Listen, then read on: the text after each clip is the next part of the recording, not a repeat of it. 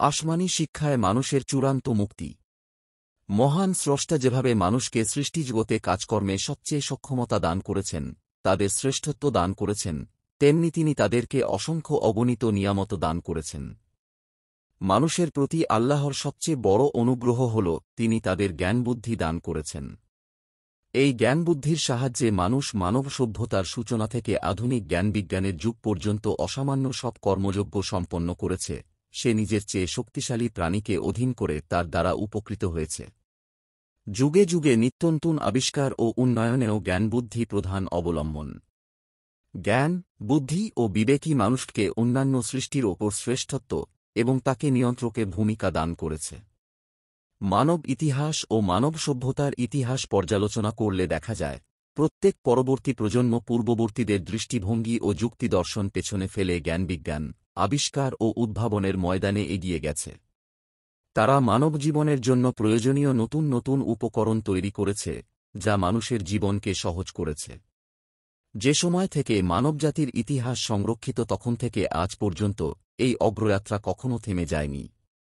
প্রতিটি সকাল নতুন আবিষ্কারের সাক্ষী হয়েছে এবং পেছনের অনুসন্ধান, বিশ্লেষণ ও জ্ঞানগত জিজ্ঞাসা ভুল প্রমাণিত হয়েছে। এই বাস্তবতা এক অনস্বীকার্য সত্যকে সামনে নিয়ে আসে, তা হল মানবীয় জ্ঞানবুদ্ধির পরিবর্তন ভুল ও বিভ্রান্তির আশঙ্কা রাখে। মানব সভ্যতার হাজার বছরের ইতিহাস প্রমাণ করে মানবীয় জ্ঞানবুদ্ধি সব উন্নতির পরও কোনো মানবীয় সিদ্ধান্ত চূড়ান্ত ও সুস্থির বলা যায় না, বরং মানবীয় জ্ঞানবুদ্ধি ও চিন্তা ক্রমাগত পরিবর্তনের ভেতর দিয়ে চলতে থাকে। আজকের বাস্তবতা আগামী দিনের মিথ্যায় পরিণত হয়। এজন্য মানবীয় জ্ঞানবিজ্ঞানী পরবর্তী দক্ষ ব্যক্তি তার পূর্ববর্তীদের সিদ্ধান্তকে ভুল আখ্যা দেন এবং নিজের অনুসন্ধান ও সিদ্ধান্তকে চূড়ান্ত বলে ঘোষণা দেন। আবার আজকের বিজ্ঞানীরা যেখানে পৌঁছেছেন, আগামী দিনের বিজ্ঞানীরা তাকে ভুল প্রমাণ করতে পারেন। বিপরীতে মানবতার বন্ধু, মনুষ্যত্ব পছন্দকারী, মানুষের কল্যাণে উদ্গ্রীব ব্যক্তিদের জ্ঞান হল চিরন্তন।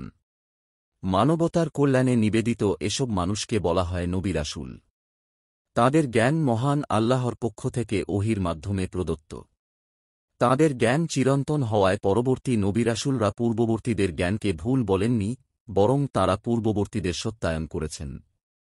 চাই পরবর্তী ও পূর্ববর্তীদের ভেতর কয়েক শতাব্দীর পার্থক্য হোক না কেন, এমনকি উভয় নবী ও রাসূলের ভেতর জাতিগত ও ভৌগোলিক কোনো সাদৃশ্য না থাকলেও, এর দ্বারা প্রমাণিত হয় নবীদের নিয়ে আসা জ্ঞানগুলোয় ভুলের কোনো আশঙ্কা নেই এবং তা কল্পনাও করা যায় না। কেননা তাঁদের জ্ঞানের উৎস মহাবিশ্বের মহান স্রষ্টা। যিনি স্রষ্টা, তিনি তাঁর সৃষ্টি সম্পর্কে অজ্ঞাত হতে পারেন না। ঈর্ষাদ হয়েছে, যিনি সৃষ্টি করেছেন তিনি কি জানেন না? তিনি সূক্ষ্মদর্শী, সম্যক অবগত। সূরা মূলক আয়াত ১-৪। নবী রাসূল আলাইহি ওয়াসাল্লাম বিভিন্ন যুগে ভিন্ন ভিন্ন এলাকায় এসেছিলেন। কখনো কখনো এমনও হয়েছে যে একই যুগ ও সময়ে পৃথক পৃথক এলাকার জন্য পৃথক পৃথক নবী পাঠানো হয়েছে। তাঁদের দায়িত্ব বিশেষ জাতি ও সম্প্রদায়ের ভেতর সীমাবদ্ধ ছিল। সবশেষে আল্লাহ সমগ্র সৃষ্টির জন্য এমন একজন নবী পাঠিয়েছেন, যিনি সব জাতি, সব যুগ ও দেশ ভূখণ্ডের জন্য কিয়ামত পর্যন্ত যথেষ্ট। তিনি হলেন সর্বশেষ নবী মুহাম্মদ সাল্লাল্লাহু আলাইহি ওয়াসাল্লাম। তিনি ছিলেন সমগ্র সৃষ্টির জন্য আল্লাহর অনুগ্রহস্বরূপ। আর যেহেতু তাঁর পর আর কোনো নবী আসবে না, তাই কিয়ামত পর্যন্ত তাঁর আনীত জ্ঞান ও প্রজ্ঞা সংরক্ষণের এক বিস্ময়কর ব্যবস্থাও আল্লাহ করেছেন। তাঁর ওপর যে কিতাব অবতীর্ণ হয়েছে সেটা শুধু কাগজে নয়, বরং লাখো কোটি মানুষের অন্তরে সংরক্ষণ করা হয়েছে। আল্লাহ তা সংরক্ষণ করেছেন প্রতিটি নুকতা ও হরকত সহ। এরপর কোরআনের ব্যাখ্যায় মহানবী সাল্লাল্লাহু আলাইহি ওয়াসাল্লাম যা কিছু বর্ণনা করেছেন তাও বিস্ময়কর উপায়ে সংরক্ষণ করা হয়েছে। পৃথিবীর আর কোনো গ্রন্থ এবং তাঁর ব্যাখ্যাকারীর জীবন পুঙ্খানুপুঙ্খরূপে সংরক্ষণ করা হয়নি। এমনকি যারা তাঁর জীবন, ইতিহাস ও বাণীগুলো বর্ণনা করেছেন তাদের জীবনচরিত ইতিহাস সংরক্ষণ করেছে। কোনো সন্দেহ নেই এটা একটি অলৌকিক বিষয় ও মুজিজা। নির্ভুল জ্ঞানের অধিকারী নবী রাসূলদের একটি বৈশিষ্ট্য হল তাঁরা মানুষের কাছে কোনো বিনিময় প্রত্যাশা করতেন না। এজন্য আল্লাহ তাঁদের অনুসরণের নির্দেশ দিয়ে বলছেন, তোমরা অনুসরণ করো তাদের, যারা তোমাদের কাছে কোনো প্রতিদান চায় না এবং যারা সৎপথপ্রাপ্ত। সূরা ইয়াসিন আয়াত ২-১। অর্থাৎ তোমরা তাদের কথা মান্য করো, যাদের জ্ঞান ও প্রজ্ঞা কিয়ামত পর্যন্ত প্রত্যেক যুগের সত্যের চূড়ান্ত মানদণ্ড। আধুনিক যুগে নতুন সভ্যতা ও সংস্কৃতি, জগৎজীবনের সামগ্রিক প্রশস্ততা যদিও মানবজীবনে ভোগবিলাসিতার পথ প্রশস্ত করেছে, তবে আমরা এটাও দেখছি যে এই উন্নয়ন ও অগ্রগতির ভেতরও মানুষের ব্যক্তিগত ও সামাজিক জীবন সীমাহীন অস্থিরতা ও বিশৃঙ্খলার শিকার। ভোগবিলাসে নিমজ্জিত মানুষ মানবীয় মূল্যবোধ ও গুণাবলী এবং মনুষ্যত্বের বৈশিষ্ট্য বিসর্জন দিয়ে পশুর বৈশিষ্ট্য ধারণ করেছে। এর সপক্ষে প্রমাণ হিসেবে যে কোনো দিনের একটি সংবাদপত্রই যথেষ্ট, যাতে প্রকাশিত হয় বিভিন্ন ধরনের হত্যা, আত্মসাৎ, নারীর সম্ভ্রমহানি, মানুষের অসহায়ত্ব, জীবনের প্রতি বিতৃষ্ণা থেকে আত্মহত্যার মতো অসংখ্য ঘটনা। এসবের সঙ্গে শুধু শিক্ষাদীক্ষাহীন মূর্খরাই জড়িত নয়, বরং উচ্চশিক্ষিত বহু মানুষের সঙ্গে জড়িত।